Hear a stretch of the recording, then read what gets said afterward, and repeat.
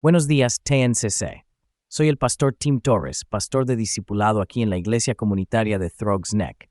Y quiero darles la bienvenida esta mañana, porque ya saben, solo quiero agradecer al pastor Nick, a todos los pastores y a los fideicomisarios, por invitarme y darme la oportunidad de compartir la palabra de Dios con todos ustedes esta mañana, que es tan preciosa mientras atravesamos esta serie. Estos 7 días, o ya saben, los 7 pasos de la oración del Señor. Y mientras hacemos ese viaje juntos, que es tan precioso, tan fundamental, como Jesús dejó a sus discípulos, ¿cómo debemos orar? Nos dio este modelo de oración. Y ya saben, esta oración ha resonado a través de los siglos, brindándonos esperanza a los desesperados, enfocándonos en nuestra relación con nuestro Padre, como describió el pastor Nick, dándonos una relación íntima con el Creador de los cielos y la tierra. No sé si saben lo especial que es eso, que esas primeras 2 palabras, nuestro Padre, el que está en el cielo, el que creó todas las cosas, Jesús está diciendo, nos está invitando a su propia oración a su Padre en el cielo. Nos está invitando a esa relación eterna que siempre tuvo con su Padre. Nos está invitando allí. Así que es la serie de oración del Padre Nuestro. Y hoy lo que vamos a hacer es que nos vamos a centrar en las partes 3 y 4 de la serie. Viene de Mateo capítulo 6, versículo 10. Bueno, quiero comenzar con la palabra voluntad. Una pequeña descripción, una pequeña definición. Del griego significa quiero. Y esto puede ser la voluntad de Dios.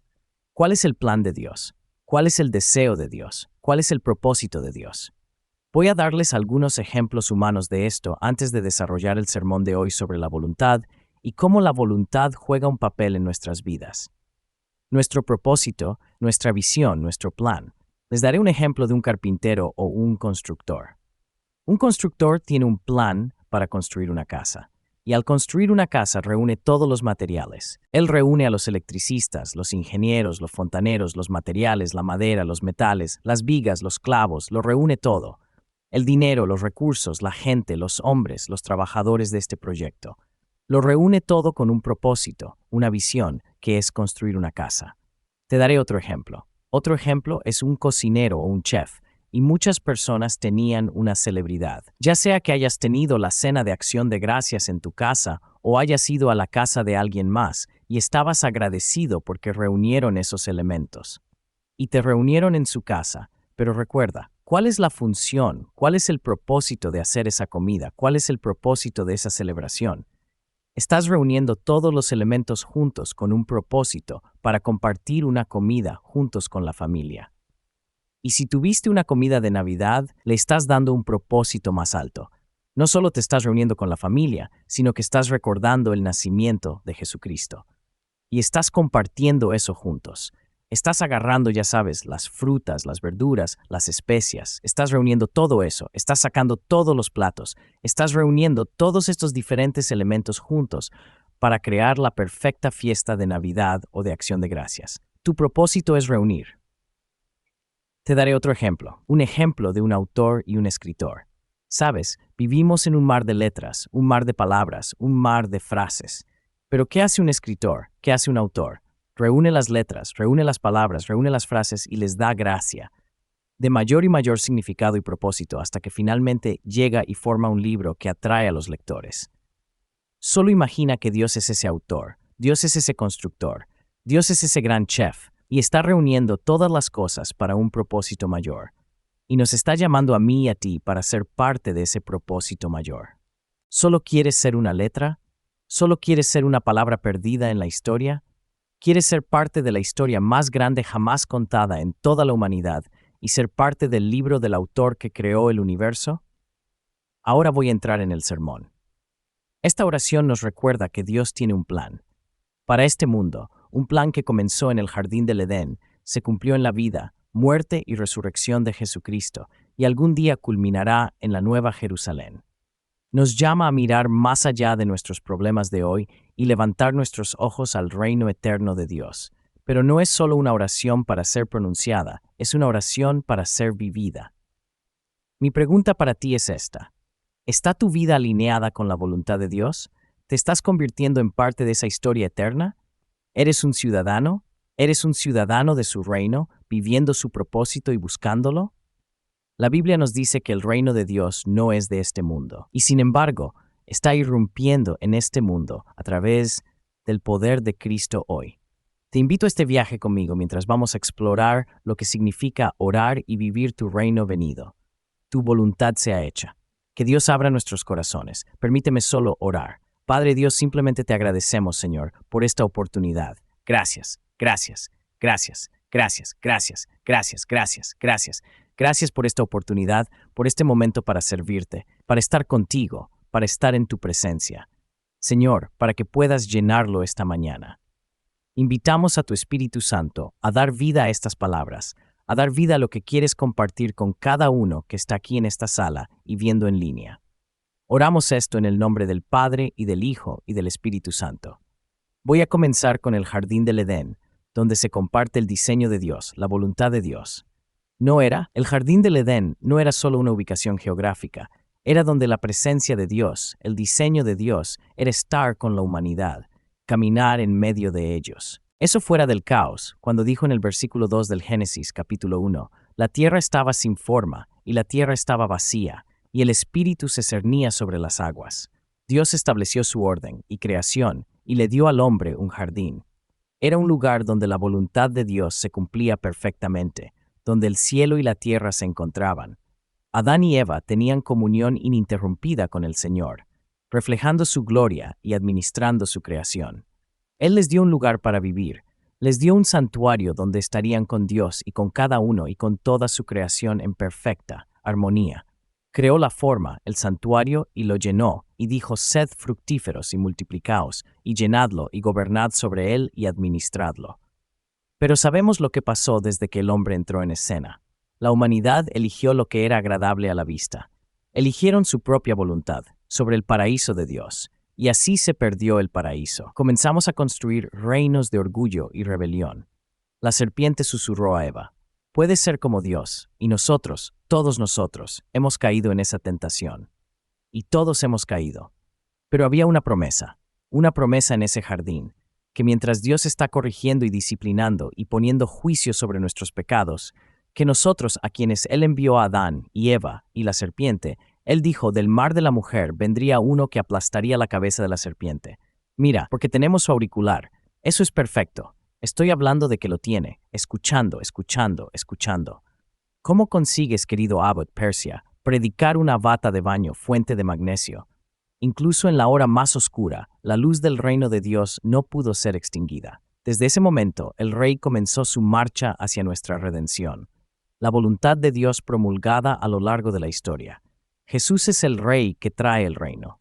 Cuando avanzamos rápidamente al Nuevo Testamento, Jesús entra en la etapa de la historia, no con un ejército, sino con un mensaje: «Arrepentíos, porque el reino de los cielos está cerca».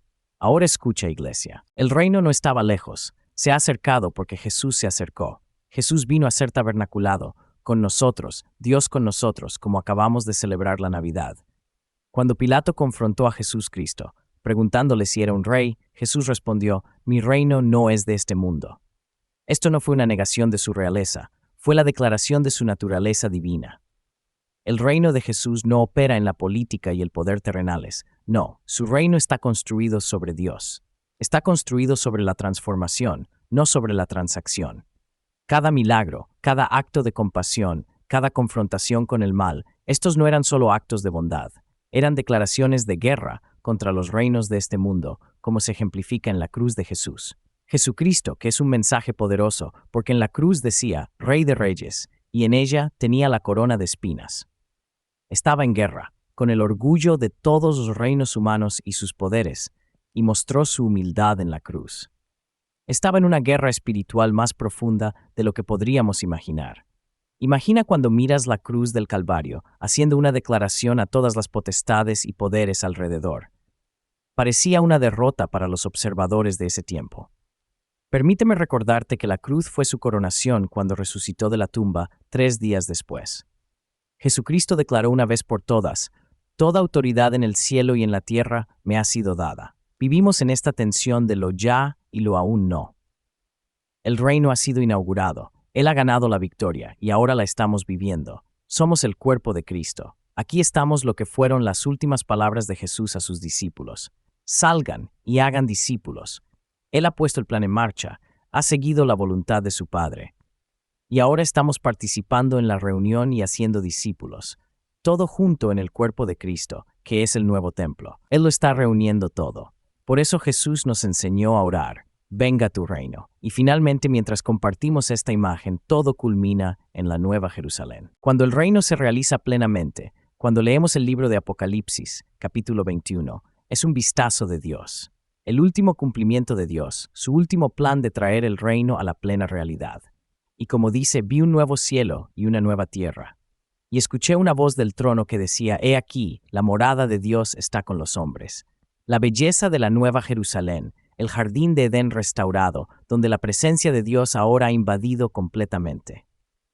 La tierra y el cielo y la tierra se encuentran, y la Nueva Jerusalén ha llegado, y Cristo ha venido completamente.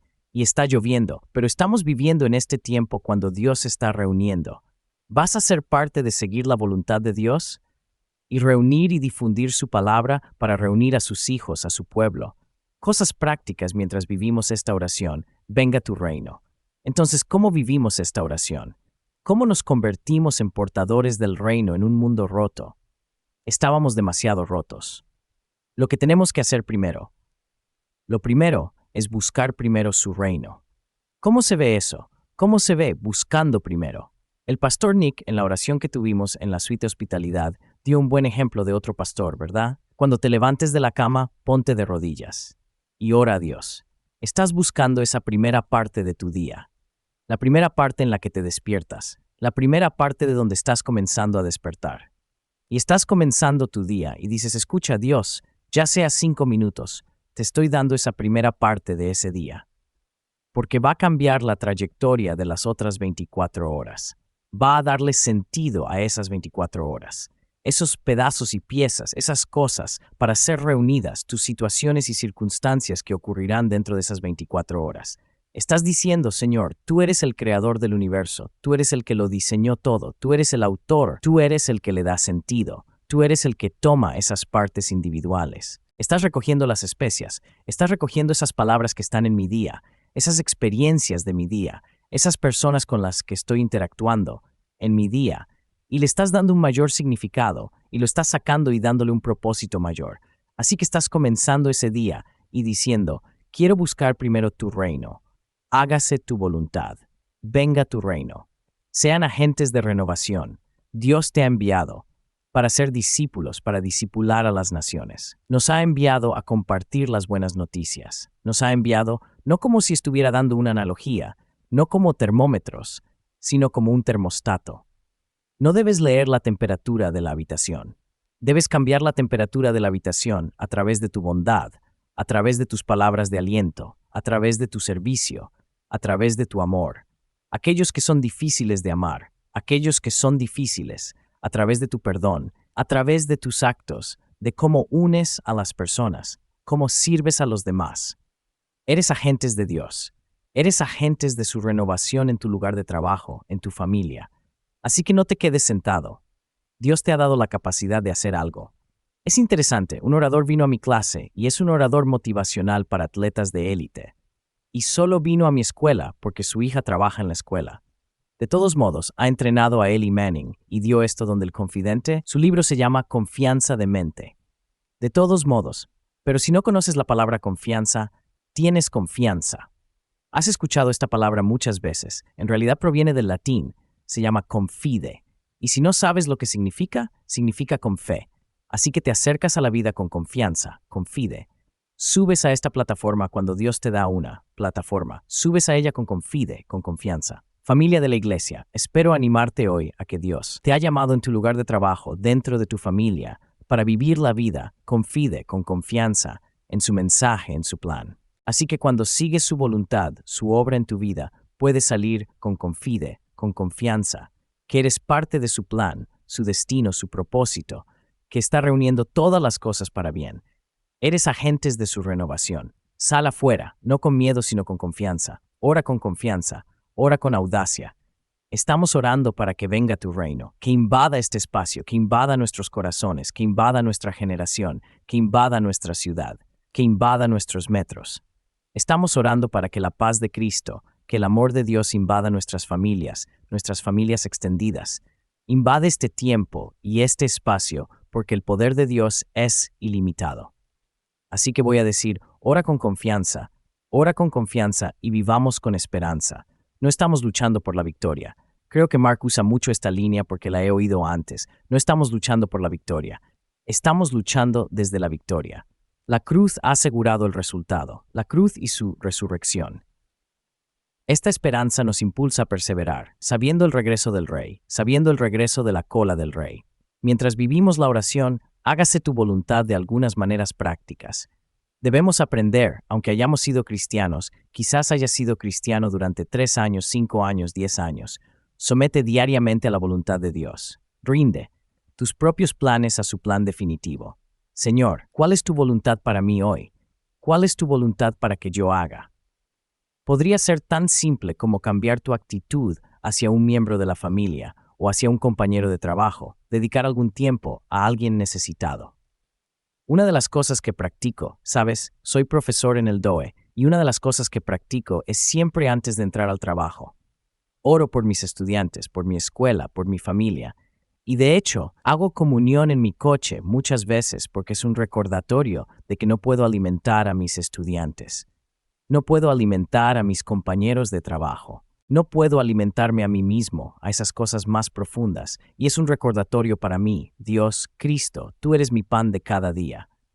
Eres el único que no solo me alimenta, sino que alimenta la red social que me has dado la gracia de participar, ya sea mis compañeros de trabajo, mi administración o mis estudiantes. Eres el único que puede satisfacer no solo mi hambre, sino su hambre no expresada. Porque no puedes identificarla. No puedes identificar tus propias hambres más profundas dentro de ti. Solo salen y se manifiestan, y a lo largo de tu vida. Se manifiestan de diferentes formas y reconocimientos. Dios, necesito que seas mi pan de cada día para alimentarme, para alimentar a mi familia. No solo físicamente, emocionalmente, espiritualmente. No puedo profundizar tanto. No puedo bajar tan profundo. Dios, necesito que seas mi pan de cada día para alimentarme, para alimentar a mi familia, para alimentar a mi familia. No puedo ir al fondo, pero tú vas al fondo, y a través de ello integras tu amor, tu vida y tu propósito, no solo dentro de mí y dentro de mi espíritu, dentro de mi cuerpo, dentro de mi vida, e integras tu vida en este mismo mundo en el que estoy viviendo, en esta misma generación. Lo siguiente es seguir la palabra de Dios y las Escrituras. Su palabra es una lámpara para nuestros pies. ¿Cómo estamos aplicando la palabra de Dios? ¿Cómo la estamos viviendo? Estamos diariamente, ¿sabes?, leyendo la palabra de Dios, digiriéndola. La gente menciona el plan diario. Eso es bueno. Mi estrategia es ir a YouVersion y siempre tienen un versículo del día. Así que lo uso como un versículo del día, pero también como un plan de lectura. Pero ¿cómo lo estás digiriendo? A veces es bueno tener tu propia devoción personal, pero también quiero animarte a leer la palabra de Dios y seguir las escrituras de Dios. Pero también en comunidad, en nuestros grupos de vida y cosas así, solo trae un significado más profundo y un propósito más profundo. Pero ¿cómo lo estamos aplicando? Mi hijo una vez me dijo, cuando estábamos hablando de dietas, creo que fue papá, tu fracaso no es una falta de información, es una falta de aplicación. De todos modos, no es. De todos modos, como profesor, estoy acostumbrado a recibir críticas, así que me burlo de mí mismo aquí, pero es tan cierto en nuestras vidas, ¿verdad? Quiero decir, sabes, nos están dando todas estas aplicaciones de la Biblia. Quiero decir, tu versión, hay un montón de planes allí. Sabes, como el plan de la Biblia 365, les gusta, hay como 100 de ellos. Y hay un plan, para leer el Nuevo Testamento en unos 60 días. De todos modos, hay tanto por ahí. YouTube, podrías gustar la versión de audio, pero no es así. La falta de información no es realmente lo que estamos enfrentando, es la falta de aplicación, y a veces solo tenemos que rezar. Dios, ayúdame con la falta de aplicación. Sirve a los demás con amor. ¿Cómo decimos que se haga tu voluntad? Sirve a los demás con amor. Ama a tu prójimo. Lo que hiciste por el más pequeño de estos, dijo Jesús de Mateo. Mateo capítulo 25, versículo 40, lo hiciste por mí. Servir a los demás refleja la voluntad de Dios de compasión y justicia en este mundo. Así que busca formas de amar a las personas, busca formas de mostrar bondad, Busca formas de compartir el amor de Dios. Lo que Dios ha derramado en ti, derrámalo. Y por último, confía en Dios en situaciones difíciles. A veces se haga tu voluntad. Una de las situaciones más difíciles. A veces no parece lo que esperarías que fuera. A veces estás rezando por un resultado diferente, pero confía en Él en los desafíos de la vida, creyendo que sus planes son más altos y mejores que todos los planes. Estás viendo el capítulo 1. Él ya escribió el final del libro. Él conoce la historia. Solo estás atrapado dentro de la tragedia que ocurrió en el capítulo 1.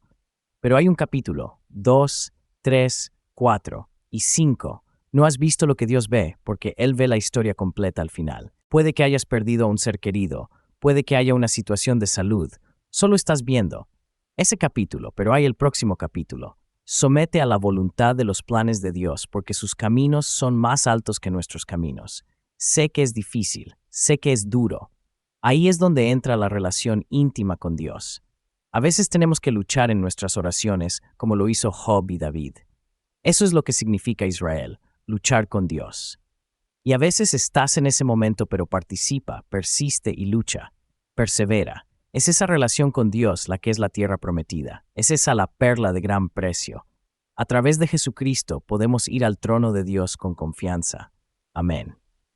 Entonces, permíteme resumirlo antes de que suba el pastor Nick. Tu reino venga no es solo una súplica, es un compromiso. Es decir, Dios, estoy listo para ser parte de un movimiento. Estoy listo para ser parte de tu plan, tu destino, tu visión, tu propósito.